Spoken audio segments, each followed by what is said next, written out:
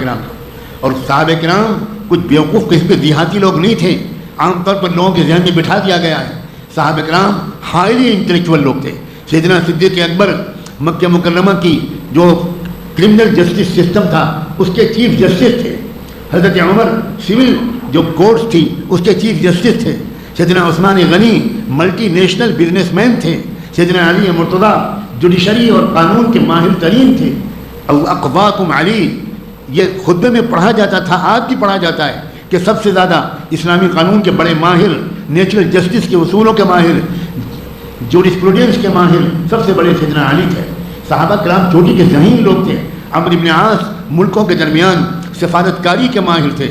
ابو عبیدہ بن جراح وزارت خزانہ میں سارے بیت المال کے انچارج تھے. کوئی فنون جنگ کا ماہر تھا.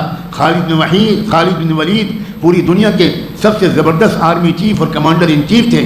ابو سفیان رضی اللہ تعالیٰ عنہ وہ قبیلوں کے درمیان گٹھ بندھن بنانا، ایک وفاق بنانا، ایک یونائٹڈ مورچہ بنانا، اس کے ماہر تھے. چوٹی کے لوگ تھے. سیدنا معاویہ رضی اللہ تعالیٰ عنہ مشکل ترین مسائل کے حل کے ایکسپرٹ تھے. نوجوان معاویہ کو بلایا جاتا تھا اس وقت جب بڑے بوڑھے مسائل کے مشورے میں بیٹھتے تھے تو کہا جاتا تھا، سب سے پہلے حضرت علی کہتے تھے معاویہ کو بلاؤ، معاویہ کو بلاؤ. دنیا میں لوگوں نے معاویہ اور علی کو دوسرے کا دشمن مشہور کر دیا ہے. یہودیوں اور شیعوں کے پروپیگنڈے کا یہ اثر ہے. خود ذاتی مطالعہ، میں آپ سب سے یہ بھی شکایت کرتا ہوں کیا مسلمانوں سے کم مطالعہ کرنے والی کوئی قوم میرے علم میں اس وقت دنیا میں موجود نہیں.